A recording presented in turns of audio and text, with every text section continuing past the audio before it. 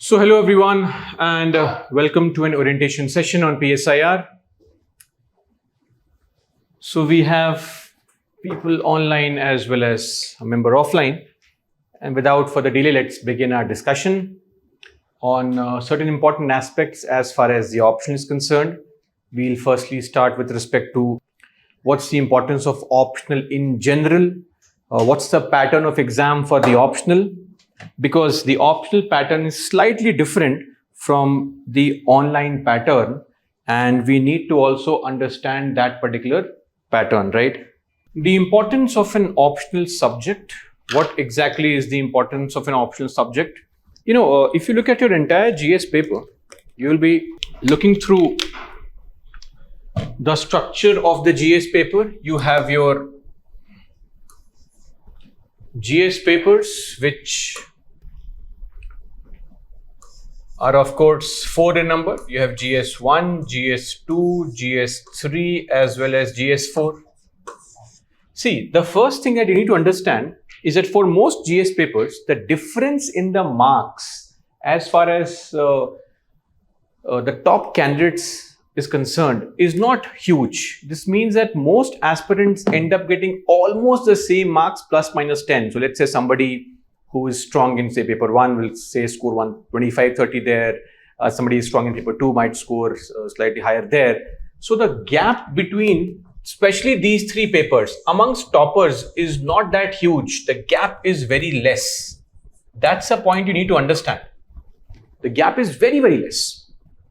This means all the pressure to perform and maybe outrank or outscore others falls on paper 4, that is ethics. Apart from it, of course, essay, which you can never prepare for, and then your optional paper. So in that regard, optional paper helps us understand, or rather focuses on scoring. So if you are expecting a nice score and a nice rank, you need to focus on your optional. This is the rank provider. This is also a selection maker for your exam. That's the reason why we focus on the optional. Now, as I said earlier, because scoring marks in other GS papers with a huge gap between you and some other toppers is not possible, right? Because papers in GS are general in nature, and it may so happen that you have a strong point of, say, maybe you are strong in economics, somebody could be strong in history, somebody could be strong in, say, polity, etc. And it all covers up. It makes up for it largely. So the gap, paper 4, essay and optional paper, especially the optional paper. Why? Because it is of 500 marks. And unlike the essay paper, which is heavily built on writing skills, essay paper is largely based on writing skills. So it would take a lot of time for someone with pretty average writing skills to score heavily in an essay paper. Heavily meaning 140 plus marks, right? And also for GS paper 4, sadly, you can never be prepared enough for a GS paper 4. So GS paper 4 preparation is also slightly dicey, especially the case studies part, because the case studies part also requires what?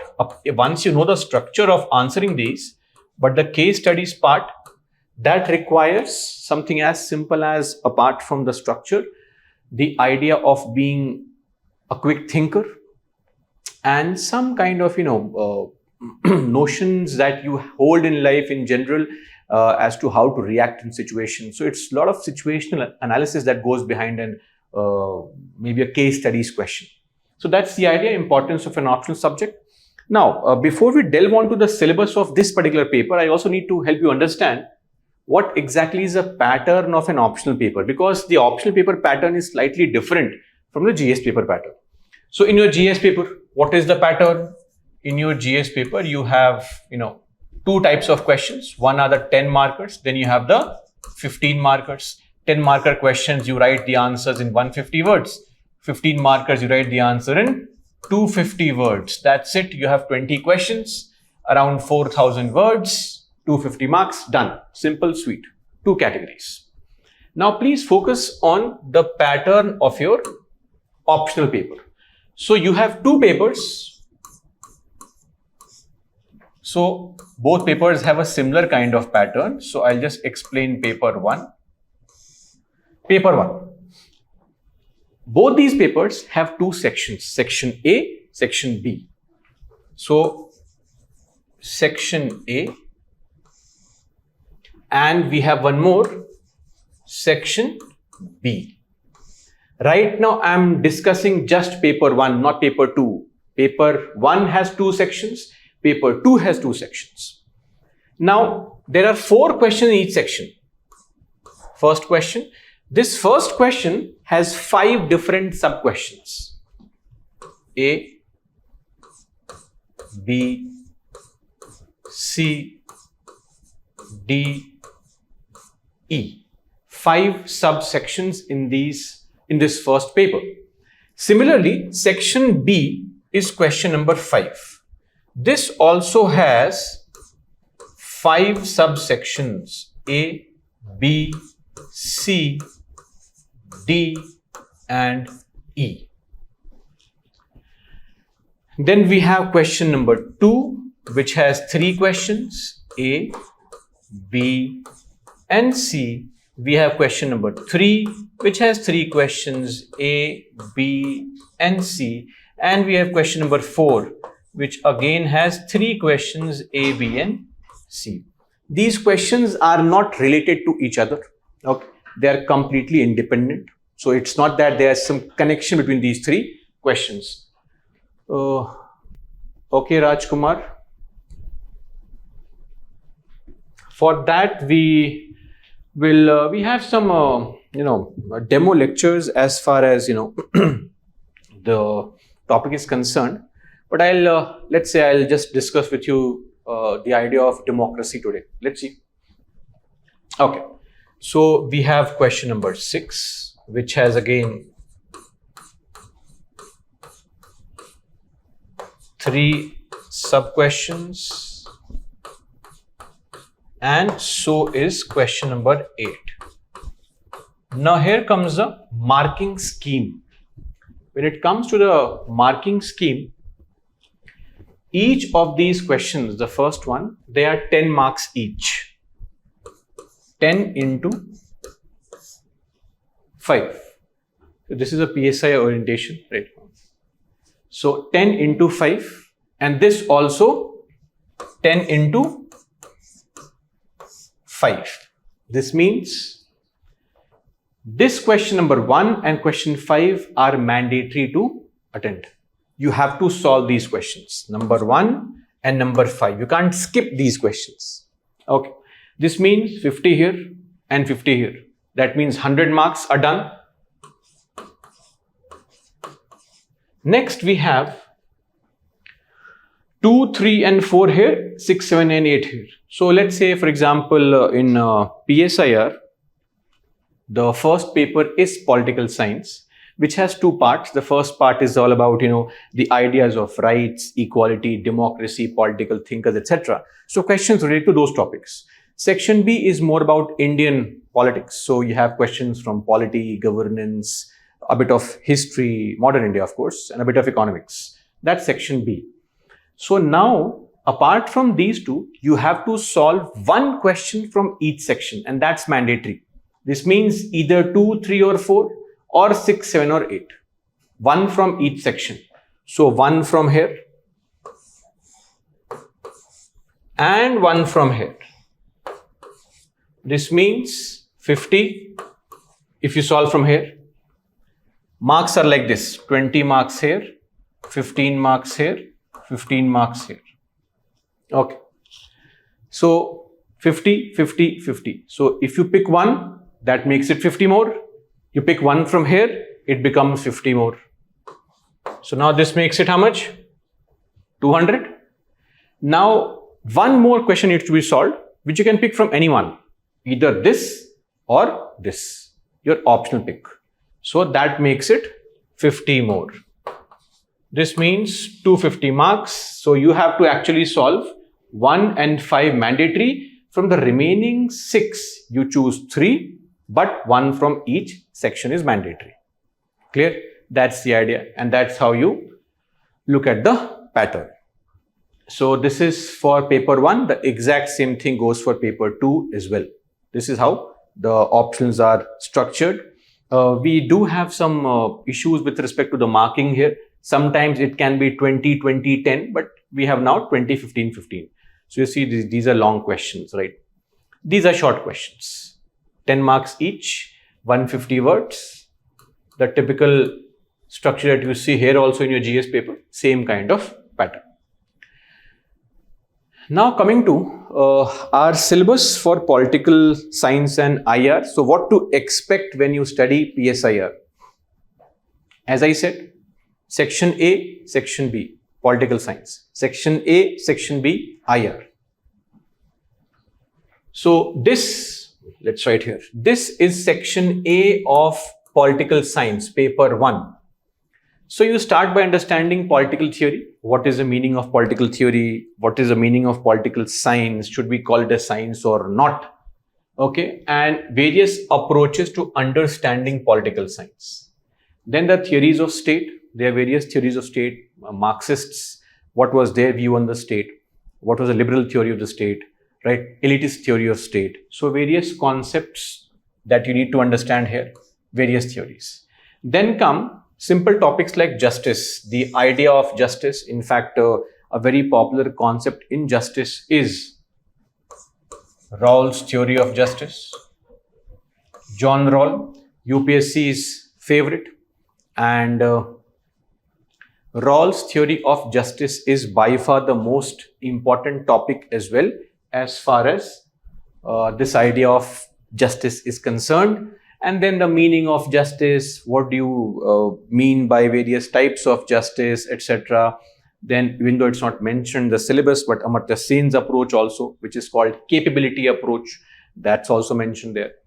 Similarly, you cover topics about equality, the importance of equality, what is the definition of equality, right? Various types of equalities, substantive equality, procedural equality, etc. Something that can be used in your paper 2 as well as ethics and essay. Then come rights. Okay, so here we look at various types of rights, right from the first generation rights, then second generation, third generation, etc. We are now currently in the fourth generation of rights, which focus on AI, right? Digital equality, that's our rights, the modern generation of rights that we have. Okay. Then coming to in-depth understanding of democracy. What is meant by democracy?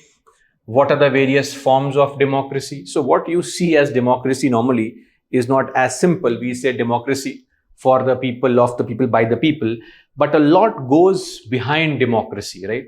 To give you a simple example, there is a concept here which talks about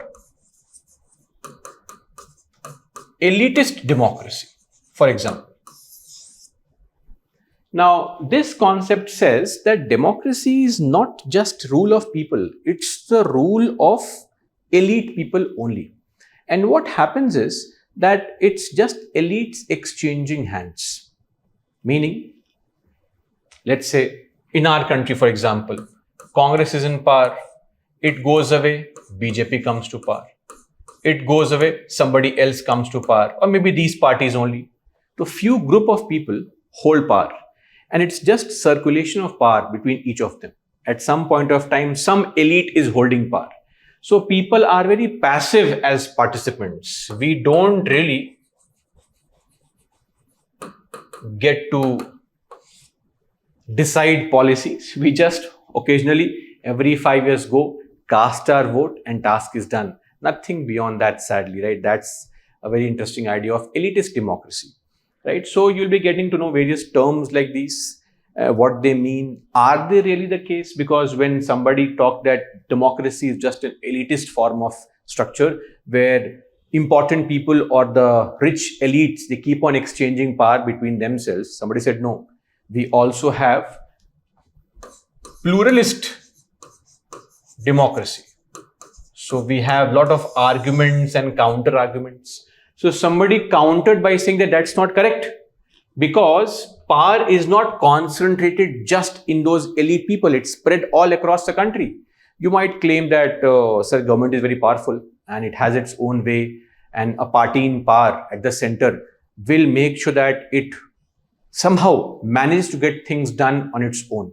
But then that's not true, because a very strong party at center with more than 300 seats of its own and 350 plus seats along with its coalition partners had to take back a law or series of laws. Why? The farm laws, because of protests. These protests were conducted by our farmer associations. So power is not just concentrated in the hands of few people, it is spread all across the society. Okay, so one example is associations. Of course, we also have power spread amongst parties, various parties. Then think of it. Do you think that in our country, these businessmen don't hold authority? All these various business associations, FICCI and CII, they also control authority. Yes or no? They also control authority in the sense that they can manipulate the government into doing tasks according to their own wishes. They also command authority, right? So that's the pluralist form of government. Then, so this is the idea of, how various theories come up, and then there are counter theories developed. And this is what you have to cover in almost every such topic. Okay. Then you have the critique of democracy. And in fact, nowadays, we are moving towards a very unique concept called transnational democracy. So think of it. Transnational or global democracy. What is transnational democracy? Transnational democracy simply means that now democracy knows no borders. We are beyond borders now. We want some kind of a global structure across the entire globe, where we already have such structures. Like you have a body UN, you have, say, WTO, IMF. These bodies do exist, but sadly, these bodies are largely controlled by the West. So in transnational or global democracy, what we expect is that we want these bodies to be more and more neutral, open to the idea of the global south. That's the term that we use for the developing countries, or rather those countries which had faced what? The brunt of colonialism. Those countries that have been recovering from the colonial extraction of resources. So they are referred to as the global south. So these countries claim that we have no say in all these international bodies. They are all West-driven bodies. So now we're moving towards a new kind of democracy, transnational democracy. But see, it has its own limitations. In smaller parts, it's also visible. Think of it. If you go to European Union, you have 27 states there or countries there. They have formed their own parliament, an EU parliament. That parliament has members from all the member states, be it Germany, be it France, be it smaller states like countries like Malta. Everybody has their representation in the parliament, right? And this EU parliament can also make laws. It does make laws which are binding on the members. An alternative way is something called Pan-African Parliament. Now, what is Pan-African Parliament? Pan-African Parliament refers to the parliament for all the African countries. The 55 members here have 5 members each per country, coming to total 275 people. But Pan-African Parliament is not a legislative body. It only gives advice, advisory body. So you do have structures like this here and there, but then again, my point is that we don't have a global body like this. So these exist, but West controlled. So we need reforms in democracy also, and we need new forms of democracy. So these are topics that you will come across. Knowing a lot about the entire globe is what we are expecting in this. So let's come back now. And then the concept of power. So what exactly is power? What is hegemony? How is it different? And what is the advantage, use, etc. Various theories on power. Okay, because power might not mean the same for everyone. Marxists believe in different kind of power. Whenever you hear Marxists talking, they have only one idea. And what is that idea? Class exploitation. That the capitalists are exploiting the poor. The bourgeois is exploiting the proletariat. That's the whole concept. Then political ideologies. Various types of ideologies like, say, liberalism, capitalism, Marxism, fascism, and Nazism, which is a type of fascism, right? Then Indian political thought and Western political thought. Important topics. You'll get to understand various thinkers in our country, globally, right? Maybe from Aristotle to the recent ones, including Marx and everyone. So this is what will be covered here. Okay. This is all paper 1. Paper 1, section A, the first part. And then you have section B. Now, section B is something that you know already. This is what, if you go through the syllabus, you will find that this is nothing but entire paper 2. Indian nationalism, that's a bit of modern India for you. Okay. So, a bit of modern history. Then you have making of the Indian Constitution. How was this rule book framed? The story of the Constituent Assembly. How was it structured? How did the members come out to be?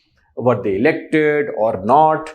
Then what was the procedure for indirect election? What happened after partition? All these things. Then the salient features of the Constitution, not all the features, the important ones. You can see all this is a part of your polity syllabus, right? It's exactly the same. Then principal organs of the union and the state governments, that's also there. You have to study about the parliament. But see, the difference between polity questions and questions here are these questions are more generic in nature, more broad, all-encompassing questions. That's a difference. Then you have grassroots democracy. Just like you have a topic in your polity, paper 2, and that topic is called the devolution of powers and functions to the local levels. Same topic, which is nothing but local self-governance. Then you have statutory institutions and commissions. A similar kind of topic exists in paper 2 as well. There also you have questions like the contribution of NCW, the contribution of NHRC. Here also you have exactly same questions, the contribution of NHRC, Human Rights Commission, the contribution of Commission for Women. So all these things exist here also. Just a repetition. So if you have covered this properly, that gets covered automatically, right? Then federalism, very, very important topic there and important here also, right? So again, as I said, the advantage in an optional paper is the advantage of the pattern. We can skip certain questions. You don't need to attempt all the questions. So let's say, in fact, it would depend on which area you are stronger in. If you are stronger in topics like these, then you would attempt 2 questions from here and 1 from here, or vice versa. And there also, you have to attempt 2 out of 3. So you can very easily choose. There are certain areas where you can be strong, etc. Let's say something like maybe Indian nationalism is something you're weak at, or maybe federalism. So you can skip that question. That this also is an advantage in your optional paper, which you don't get in your GS paper, sadly, right? Then planning and economic development, a bit of economics involved here, not too much.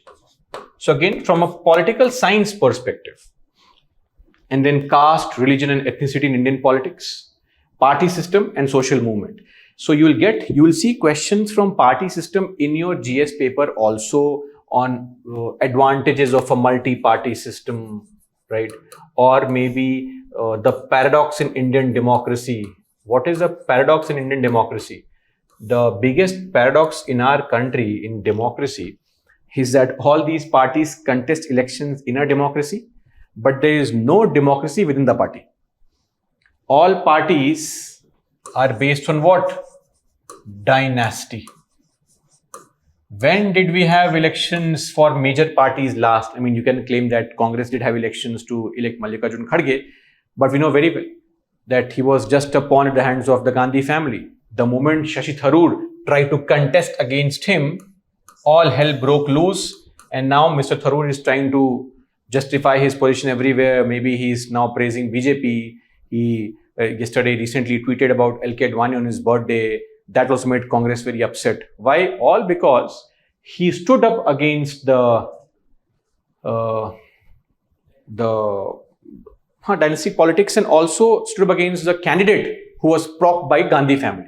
Had he not contested elections against Kharge for party chief, things would have been better for him, sadly. But he took it seriously. He thought that actually Gandhi family wanted to make the Congress party more open, but that was not the case. So this is a big paradox in Indian democracy. And we have had questions from these also. So as I said, this is your section B. Okay. Now, we are done with paper 1. Now paper 2. Paper 2 has again two parts. One is section A. Section A deals with general approach to IR. Okay, starting with comparative politics and state in the comparative perspective, politics of representation and participation, and globalization. So you compare politics all across the globe. Then approaches to the study of IR. We are focusing on the theories of IR. Okay. Before understanding how and why a country reacts, you have to understand the base. There are various theories. Let's say a theory of realism. For example, to give you a simple context, recently because of USA's behavior towards India and its behavior in the past towards China, India and China came close. Historical neighbors and enemies, just to clarify. We suddenly came close. Now, of course, just to clarify, India and China can never be friends. It is not possible. But this is what realism teaches us. The theory of realism says that in IR, there are no permanent enemies, no permanent friends. So at that point of time, to show this country its place at sea, if you push us too much, we can join hands with China and then collectively can take on your might. Because recently Trump had said that we have the nuclear weapons to destroy the world 150 times, which makes no sense. I mean, if you destroy once, it's all gone, right? 150 times is of no use, but okay, nevertheless. So it pushed India towards China, and we saw that very visibly in the summit that we had in the SCO, where India was given a warm welcome. And also, we had seen how Modi ji and Chinese Premier Xi Jinping had a relationship, we discussed, etc. And then Russia, of course, has been close to India. And has it stopped us from purchasing Russian oil? Of course not, despite all the sanctions. Though let me also clarify that in the long run, India will always be closer to USA because of democratic values and principles. India and China are always going, because they are competitors, right? So, but then in this situation, the theory of realism helped us understand as to why India chose to be close to China for a temporary period. Nothing changed. The border skirmishes will continue. We have not resolved our line of actual control problem. We have not resolved their claim on Arunachal. We have not resolved their illegal occupation of Tibet. But for the time being, we have come together. So you can justify it through theory of realism. Or how India's response to the Taliban leader who came to India. Few years back, we were against Taliban, that it's a dictatorial regime, it takes away rights of people. But to curb Pakistan, to have them in their place, war on multiple sides, right? Balochistan, Afghanistan, and of course India, so that once Pakistan is occupied here, it has less energy to spend on us and we can focus on growth. So that's again a very good step that India took. That build ties, enemy of your enemy is your friend. That's what we have followed. So you have to study and understand all these things. Only then can you go on and implement it, or maybe understand anything that happens. Any decision the government takes without getting upset and angry, we can think on it peacefully and say, okay, this is what the theory is behind it. Then key concepts in IR, changing international political order, how international political order is changing. So over the course of so many years, we have seen initially India or the world was, of course, bipolar, which after the Second World War, we had USA and USSR. But slowly, because communism is a failed idea generally also, right? So USSR broke down and the world became unipolar. But with the rise of countries like China, India, Brazil, etc., and Germany's resurgence, Japan being very strong, and Russia again coming back to the forefront, we are now witnessing the rise of something called the multipolar world. This is the new world order. We have to realize that this is the new order where it's a more multipolar world, right? So that's what we'll be covering. Evolution of the international economic system, right from, the Bretton Woods system, we had the World Bank, we have now the IMF, and not just these things. Apart from this, what have been the issues that have been bothering us? IMF goes on into various countries and gives them only one suggestion. So far, IMF has not offered people anything beyond just one thing. And what is that? LPG. That's it. That's their only solution to all problems, right? Countries suffering from corruption, LPG. Countries suffering from some kind of lack of opportunities, LPG. So an LPG is what? The moment you open up your economy for privatization, liberalization, privatization, globalization. The moment you open up your economy to outsiders, it's all Western MNCs which will jump in and start exploiting. So it's the modern form of, or should we say, neo-imperialism, a new form of imperialism where it's economic in nature, in the garb of telling us how things need to be done, how the balance has to be restored in the country, how economic decisions must be taken. So the idea is, we don't need elected people because they're not experts. We need technocrats. Technocrats can come to your country. You please tell them where and what are the resources. Give us all the resources. We will handle those resources properly. Whether the resources will be meant for everybody or only Ambani Adani, that we don't know. And that's a big concern. So, evolution of the international economic system. That's what we covered there. Then UN as a body. Yes, of course.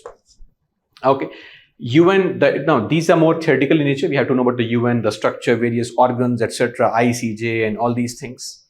Then regionalization of world politics and contemporary global concerns. Something as simple as the climate change issue and how countries which are developing, the global south and the global north, are fighting. I mean, when we talk about climate justice, we as our country want to ensure very clearly one thing, that the global south should not be cutting emissions and suffer for the wrongs committed by global north.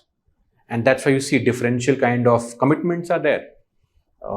Something as simple as vaccine justice. What happened last time after the pandemic was how all these rich countries, they hoarded all the vaccines, right?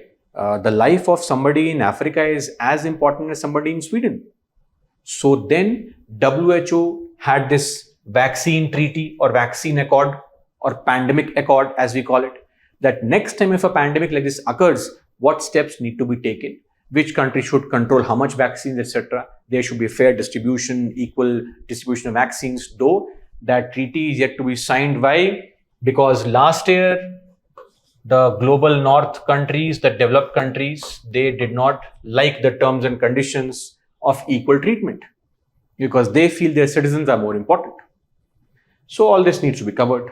Global concerns like Israel-Palestine issue, in which India gets dragged regularly, or the immigrants issue globally, right? So much so has been a concern of rise of immigrants, which is of course an Indian problem also. We are also facing immigrants in our country, but other issues of immigrants across Europe, that you now see people in Italy, Denmark raising concerns of attack and threat on their culture, right? So when we had a new mayor in New York being elected, some people were happy and some were raising concerns as to what the situation is going to be in New York in future. So yes, global immigration policies are also a concern which you need to understand, right? Now, once you are done here, the section B is nothing but your IR paper of GS. So this is your section B. Indian foreign policy, which you need to understand, right from NAM to Gujarat doctrine, which was, to say the least, highly stupid as a doctrine, but still, right? So Gujarat doctrine led to the Kargil war actually, but then more details later on. Then India's contribution to the NAM, non-alignment, and what is the situation right now with NAM? Is it really successful, especially with India claiming non-alignment, but we are clearly more aligned towards Russia, and we clearly have a stand in various things. But again, as I said, we take decisions based on sovereignty. India is sovereign. So if any country is of help to us, we take decisions based on that. Something as simple as, let's say Iran, for example. When it comes to Iran, Iran selling oil to us at cheaper rates. We chose to purchase oil from there, but then USA said, no, sanctions, don't purchase. And we said, okay, no problem. We'll follow sanctions because we felt being in the good books of USA was much better than with Iran. And then again, with respect to Russia, USA imposed sanctions on Russia, but it did not stop us because Russia has been an old friend. So at this point of time, we chose Soviet Union or Russia over USA. Sovereign. Decisions are based on what we feel is right. Then India and South Asia, that's our new next, how we need to interact with South Asia, the Act East policy, Look East policy, all these things. Then India and the global South, similar developing nations across the globe, be it the African countries, be it Southeast Asian countries, be it Brazil, etc., Latin American countries. And India and the global centers of power. Here you will have to cover India, USA specifically, India, Russia specifically, India, China specifically, right? India, EU specifically. So specific relationship needs to be covered with respect to this topic. And then India and the UN system, how India wants to revamp the UN system, including more say and control in IMF, more say and control in WTO, and very important, in the Security Council, right? We want a permanent seat. Enlargement of Security Council is something that we are expecting. So these things. And then India and the nuclear question. So we follow something called a no first use, but no first use means what? And now since we know what is, we only want deterrence. India has not conducted a single nuclear test since 1998, but considering our neighbors, especially China, because thankfully we now know that Pakistan nuclear weapons are not controlled by Pakistan at all. They are all controlled by USA. Operation Sindoor exposed that badly. So far, our country was always afraid of attacking Pakistan because of Pakistan's typical ploy that they would use. And what is that card? Nuclear card. And this time we called their bluff only to realize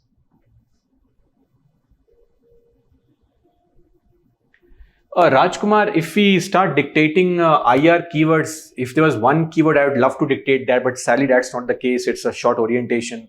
So it's better we see some class on the app maybe, or on YouTube, that would be slightly better, because again, dictating terms in IR in a orientation will again take it to a 2-3 hour class. That might not be feasible, right? So I'm just going through a broad idea of what the syllabus is like. If this interests you, is my whole point. If this interests you, then great. So yes, as I was saying, we called the bluff and we came to realize that the nuclear weapons of Pakistan are largely controlled by USA, which was a surprise to us, happy surprise. And then recent developments in Indian foreign policy. So you see, most of it, of course, without denying this fact that you might have to incorporate some recent examples, this is by far the only very, very current affairs oriented topic. All this is contemporary events. India's demand, or G4's demand for, let's say, a seat in the Security Council, it's nothing new or unique, right? It has been there since a long period of time. So that's there. So this was the entire structure. As I said, section A, that is political science. You have all these theories, quite interesting, fun to know. This is just your polity governance paper, right? Paper 2 of your entire GS paper. Then, so that is why I also say, once you have attended this particular paper especially, then you don't need to separately study at least governance and polity, and you can write your answers better in polity also. Then this is again the theory part largely, and some interesting concepts of how the world is currently. And this is again back to the same GS IR portion, but in detail. And also better, why? Because you know the theories now. So that's how the entire paper is structured. And now coming to know why PSIR, I mean, why any optional? What makes you choose an optional? So why don't you tell me? Members in the live class, Rohit, Raj, Shivaji, Raj again, Raj Kumar. Tell me, what would make you choose, or here, what would make you choose an optional? Why would you choose an optional? Okay, somebody says we want to see a GS overlap. Overlap with GS. Okay, that's actually an important reason, definitely. Others, what do you feel? What would make you choose an optional?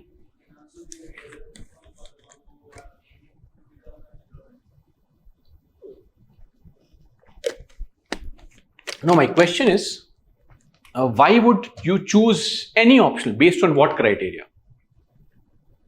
Somebody chooses sociology or anthro or PSIR. So what would go behind choosing an optional? Interest. Okay, scoring, overlap, interest, relevant in knowing about politics, interest. Okay, so one reason could be interest. Scoring.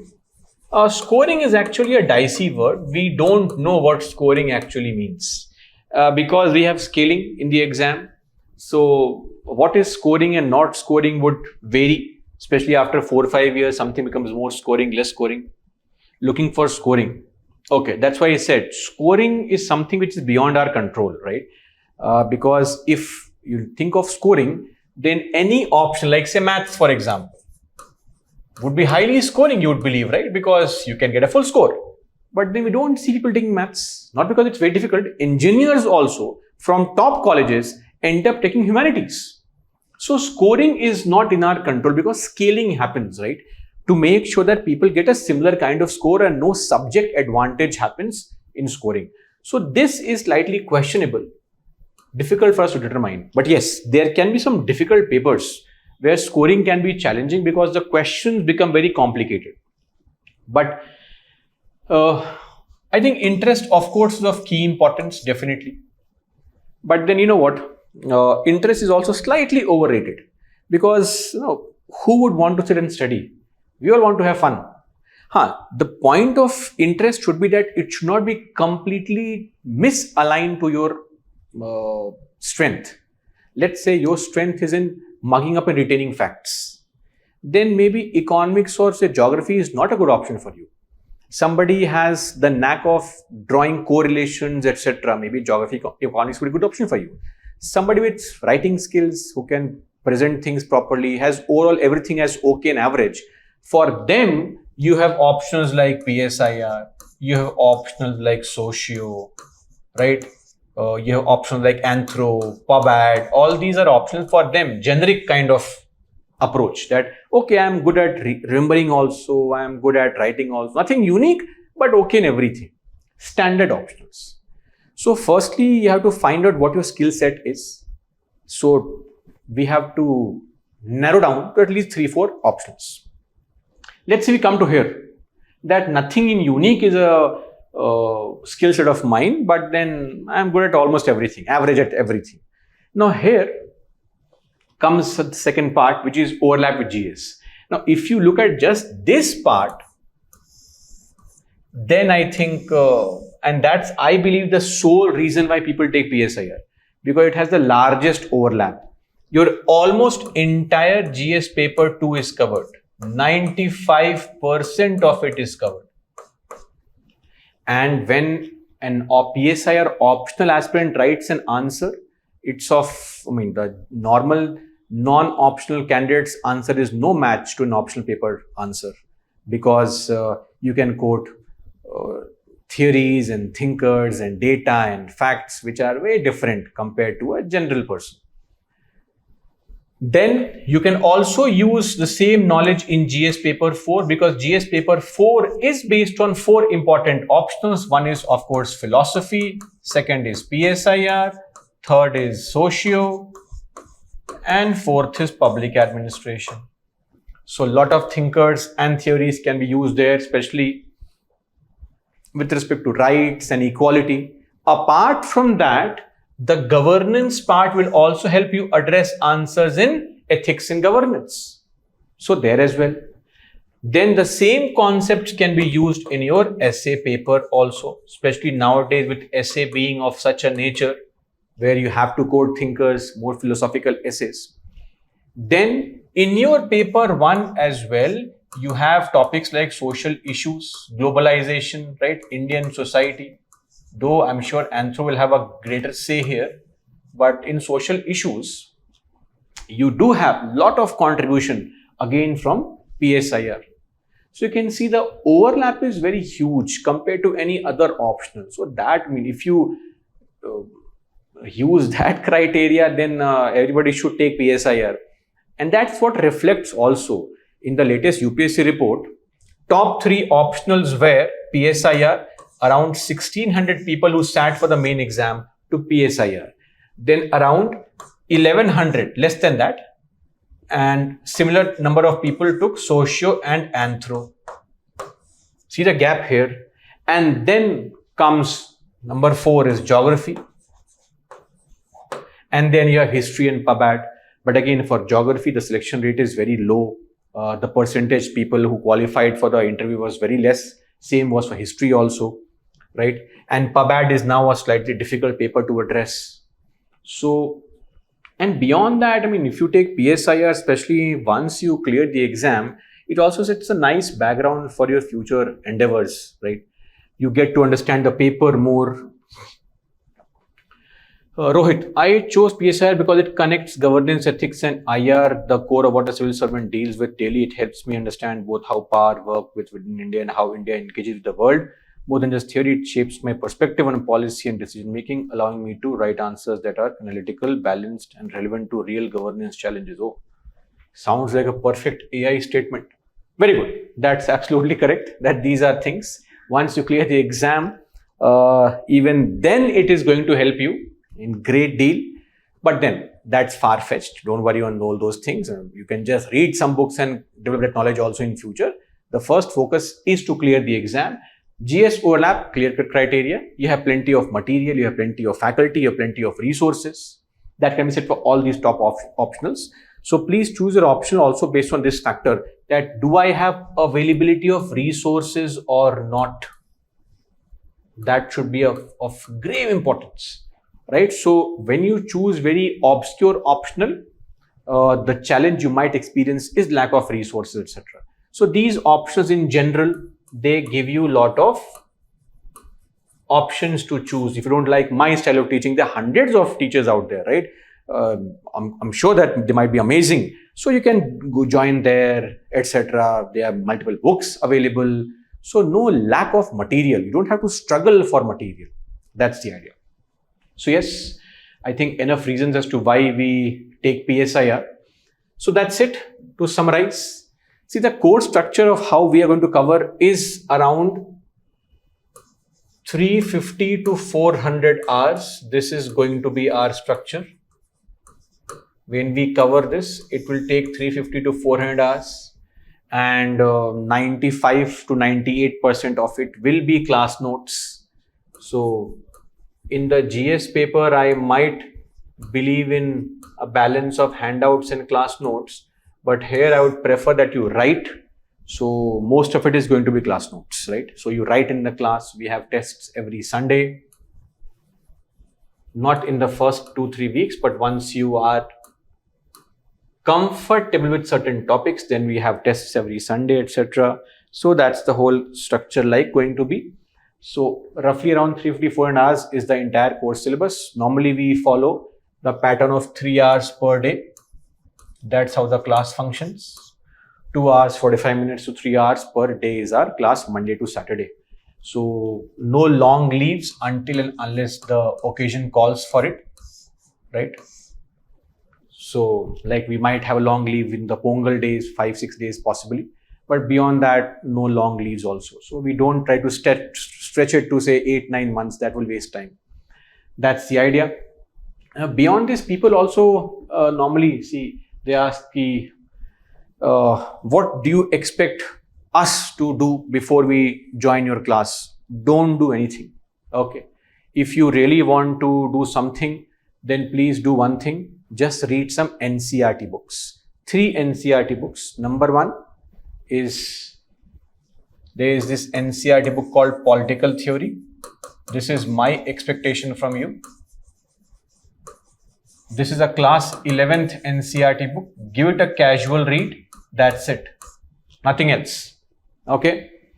So NCERT of class 11. One more NCERT is Politics in India Since Independence. So please read this also. Politics in India since independence. This is also NCERT book. Read this, you'll get a hang of how things are. And lastly, we have one class 11th NCERT, class 12th NCERT book called Contemporary World Politics. So please read Contemporary World Politics. Okay. That's it. Before you take up the class, read these 3. Nothing else is required. Indian Constitution work, not required. Please don't. I would request you not to read anything else, because then it will create a lot of pressure on me to make you unlearn and relearn, right? So in the class, we will follow the Indian Constitution, the bare acts, right? Okay, we will follow the bare acts. I'll make you read the articles also selectively. And once you're a part here, I'll have to also make you attend the GS Polity and the Governance batch, which I take normally. That you'll have to attend, because then it helps me and help you understand the link also. Okay.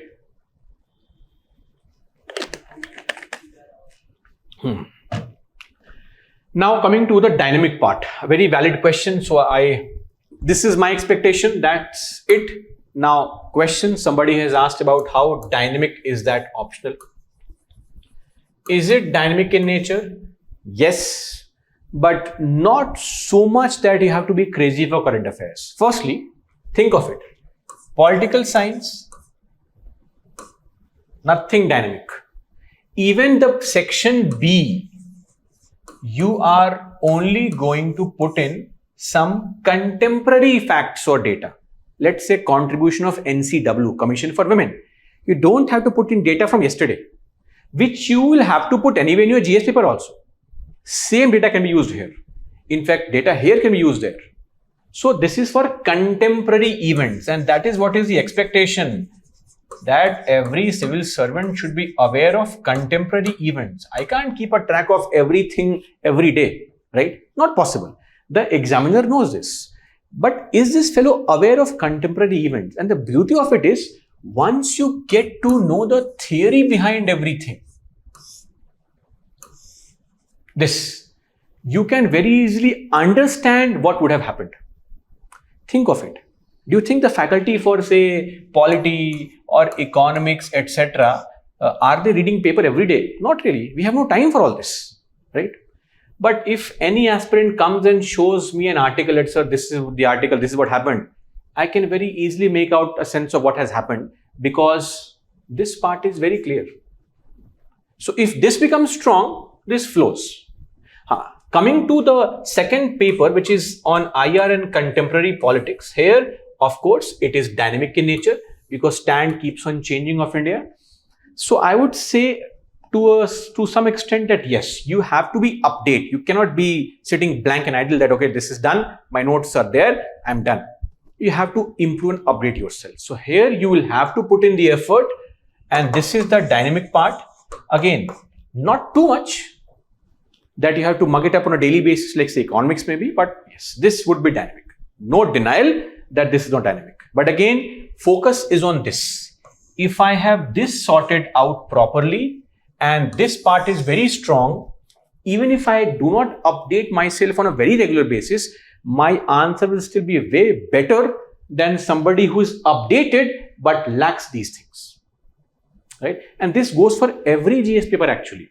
We pressurize ourselves too much into studying current affairs, but most questions can be solved through static knowledge. If we don't have static knowledge, then our answer looks just like examples. We have to have some static knowledge. Even in your say economics paper or some paper which is seen as very dynamic in nature, static knowledge is a must because current affairs is based on static knowledge only. That's the idea. But yes, to a certain extent, this is more dynamic than other papers. That's there.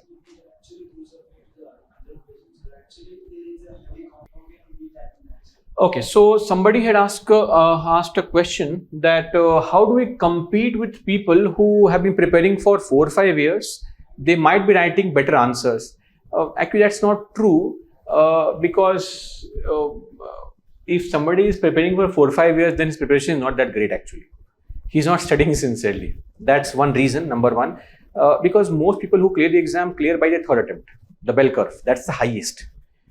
But yes, see, rather than people reading multiple books, the approach to solving questions becomes of more importance, right? So if you keep on following a standard pattern of writing the answer, okay, then you'll get standard marks. You have to bring in some uniqueness by drawing tables in your answer, right?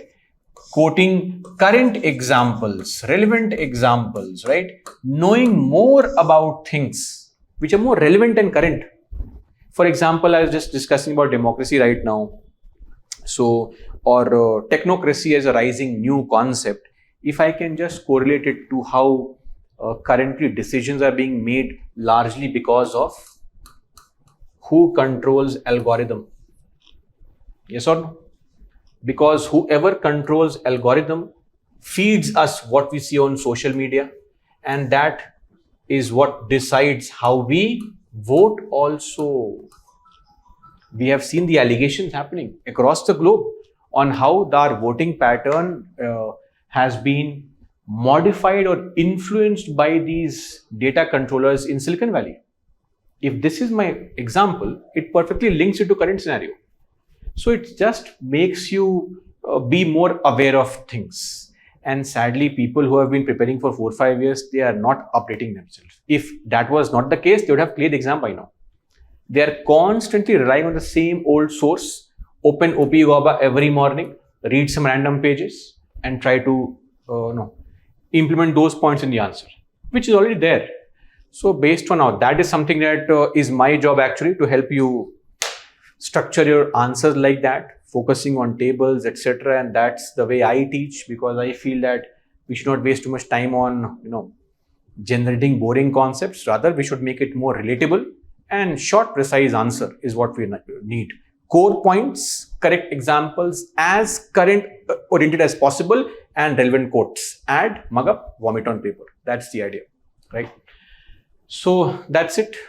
Section A of paper 1 and section B would link can someone who wants to sit directly in the IGP part No, they can. I mean, there might be some term, let's say I use liberalism or Marxism. So in that case, you might have to just maybe ask the question itself, what does it mean? Briefly, if I explain what is Marxism, you'll understand. Okay. And then move on. So independently, we can address this. Just to be very frank and fair, if somebody comes in between and starts hearing these topics, then that could be a problem. Let's say you have joined here. Now that could be a concern. But joining here, no concern at all. No concern at all. Maybe 1 or 2%. Right? That's it. Nothing beyond that. But again, here, again, there could be 10 to 15% concern. Sometimes when India reacts on certain things in a certain manner, people who know this might be able to make a better sense of this. But this can also be done independently, frankly, right? But this one, even more independently. That's it. Okay. Any other online queries and queries here? So we do see here and then the compilation of recent developments by latest Ignore it. various other organizations. Would we also expect the same thing even after finishing the Yes. See, the point is, as long as you are in this UPSC field for PSIR, you can always approach, take that course, because I will start the course post the main examination on the current events. Okay, for IR, you can always sit for the course. I'll just hope that you don't have to sit for the course more than 2 years because you clear the exam, but you can sit for the course till you feel like it or till you are in the preparation game. No problem. That course will be there, which will help you understand the current events. Otherwise, examples are things that I normally keep on changing every 1 or 2 years. So that will change after a few years. Just a minute. Sir, each and every statement from officials and news to be followed in order to write better answer. No, not at all. Why would we need to follow news? In fact, we should rarely go crazy for these kind of current affairs events because see, there is no limit to how much you can follow current affairs, right? Focus on building a theory, have standard set of examples and use that because you have to answer only one question. That's the idea. Mug up just limited number of quotes. Use those quotes only in your practice. See, in your practice, I might take a test on democracy and you will say, sir, I'm using the same 4 quotes in every answer. That's okay because that's practice. But in the answer, there's only one question on democracy and you can use any quote from there. So, right, you have to focus on practicing the limited number of data, limited information, limited quotes. Use it over and over and over again. Okay, till you have a command over that quote, that data, that idea. So please don't go crazy for current affairs. I am reminding you again, once you have mugged up the theory part and you know the theory, the conceptual clarity, once it settles in your brain, then you can very easily understand why something is being done. And that is more than enough. Sir, what if others use the same quote? That's true. That's always true. So the same thing happens for GS. So you just need one seat, right? You don't need multiple seats. You just need one seat actually. So if others use the same quote, which is unlikely, we can't help. Then we'll have 2 top rankers. That's how it is going to be, right? So see, don't worry on what others might be doing because if others were putting in the effort, then it's only right that they also get selected. There are 180 seats for IAS officers. Just for IAS. You just need one. That's it, right? So could you please tell me, Rohit, you'll have to contact the team. They'll get back to you on this. Okay. I'll ask the team to get back to you. So you had a question in between. I just was reading something. actually there is a wide assumption that on people seek out from the Twitter or Reddit. No. That's not true actually. It might be true for your city or your surroundings possibly. But if you look at the larger part of the country, it's always PSIR. It has been since the last 10 years. This has been the longest sustaining optional, right? Just before PSIR, it was there as a popular option, but PubAd was even more popular. 2009, 8-9, more than half the aspirants who cleared the exam final list had PubAd as one option. But then papers became difficult for PubAd, became very complicated and dynamic in nature. See, that's not correct. Also, if I had to put in the argument, sometimes, when you see an option is smaller with lesser syllabus, more people who are non-serious tend to choose that.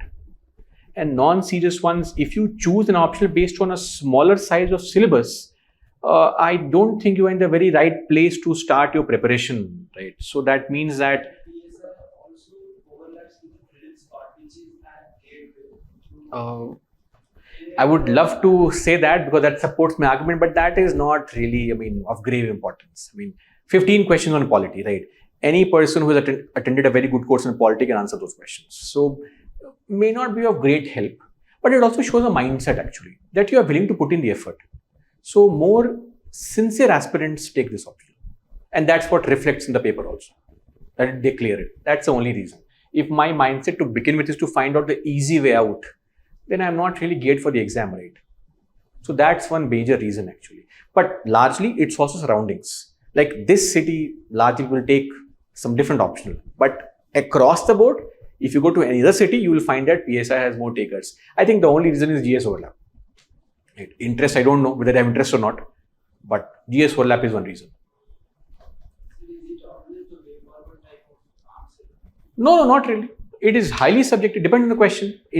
So in a GS paper, they are raising a problem, asking for solutions. Here, no, they want you to explain theories also.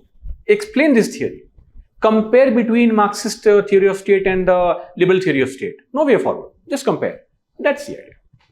Right? So it may not always be a way forward. Here, the answer depends on the question, which also means theories. Right? Many will take base and dare to put a lot of hard work, then how we should be worried from them in order to score more marks. Rajkumar, for that we'll have to, join some course, put in the effort and study more. A lot of people are putting in the hard work. How do we know are they putting in hard work? This is such a very generic assumption that people are putting in the hard work and they are all putting in 100%. We don't know. If people are putting in 100%, then they would end up clearing the exam this year or the next. Most people pretend to study. They don't. If they had studied, they would clear the exam. If somebody is very unlucky, then what can do?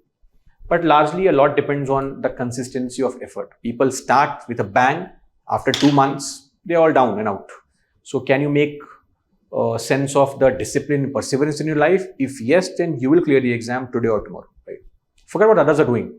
It's not a race where you have to focus on what others are doing, because this is an exam which everyone does in a country. National pastime. That's how it is.